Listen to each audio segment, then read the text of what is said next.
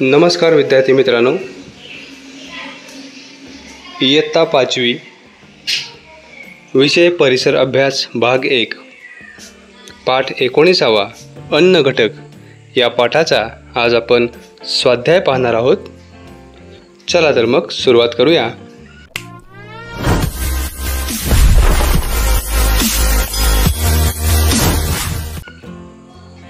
प्रश्न पहिला, काय करावे बरे? शरीराला पुरेशी प्रथिने मिळायला हवीत, यासाठी काय केलं पाहिजे? उत्तर पहा। अंडी, मांस, मासे हे मांसाहारी पुरेपूर प्रथिनांचे स्रोत आपल्याला आहारात असले पाहिजेत। रोजच्या जेवणात मोड आलेल्या कडधान्यांचा समावेश असावा, त्यामुळे प्रथिने व जीवनसत्वे मोठ्या प्रमाणात शरीराला मिळतात। दुग्धजन्य पदार्थ देखील प्रथिनांचे स्रोत आहेत। शाकाहारी लोकांसाठी वेगवेगळ्या डाळी, दाणे, चणे, पनीर, सोयाबीन हे आहारात घ्यावेत। पुढील प्रश्न, जरा डोके चालवा। रोज दूध प्यायला का सांगतात? याचं उत्तर पहा। दुधामध्ये कर्बोदकापैकी शर्करा, प्रथिने व स्निग्ध पदार्थ असतात। जीवनसत्वे ए, बी व डी असतात। दुधात कॅल्शियमचे प्रमाण जास्त असते। पचनास दूध हलके असते। दुधामुळे शरीराला पुरेशी ऊर्जा मिळते। दुधाने शरीराची वाढ व विकास जलद होतो, म्हणून रोज दूध प्यायला सांगतात। पुढील प्रश्न, खालील प्रत्येक अन्न घटकाचे 2 स्रोत सांगा। आकडा अ खनिजे, आ प्रथिने आणि आकडा ई पिष्टमय पदार्थ। उत्तर पहा। खनिजे यामध्ये पालेभाज्या, फळे, मोड आलेली कडधान्ये। प्रथिने यामध्ये पनीर, अंडी, मासे आणि पिष्टमय पदार्थ यामध्ये बटाटा, साबुदाणा, भात आणि पोळी। अशा पद्धतीने अन्न घटकाचे स्रोत या ठिकाणी तुम्ही लिहायचे आहेत। पुढील प्रश्न, रिकाम्या जागी योग्य शब्द भरा। आकडा अ आहे, टिंबटिंबमुळे आपल्या शरीराला रोगांचा प्रतिकार करण्याची शक्ती मिळते। याचं उत्तर आहे जीवनसत्वांमुळे। आकडा आ आहे, कॅल्शियममुळे आपली हाडे टिंबटिंब होतात। उत्तर आहे मजबूत। आकडा ई, गोड लागणाऱ्या अन्नपदार्थांमध्ये विविध प्रकारच्या टिंबटिंब असतात। उत्तर आहे शर्करा।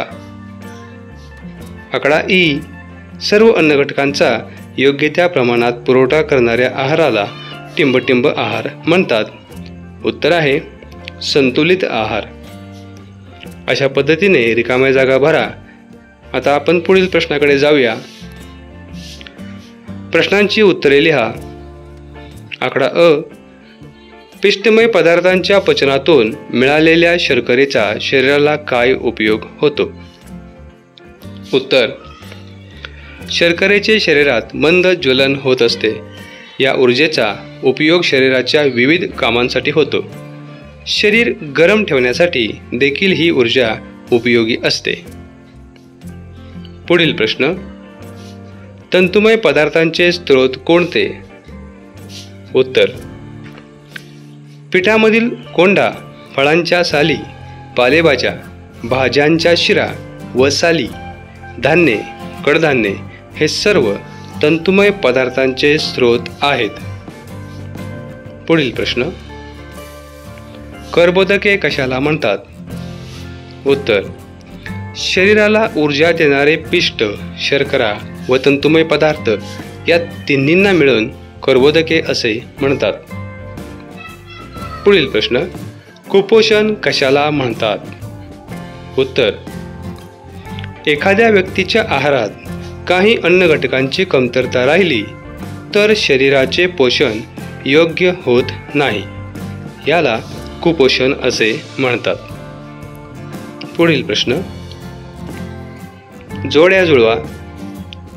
अ गट यामध्ये स्निग्ध पदार्थ, प्रथिने, जीवनसत्वे, खनिजे आणि पिष्टमय पदार्थ आहेत. ब गट पहा, यामध्ये ज्वारी, तेल, धान्याचा कोंडा, कडधान्ये आणि लोह.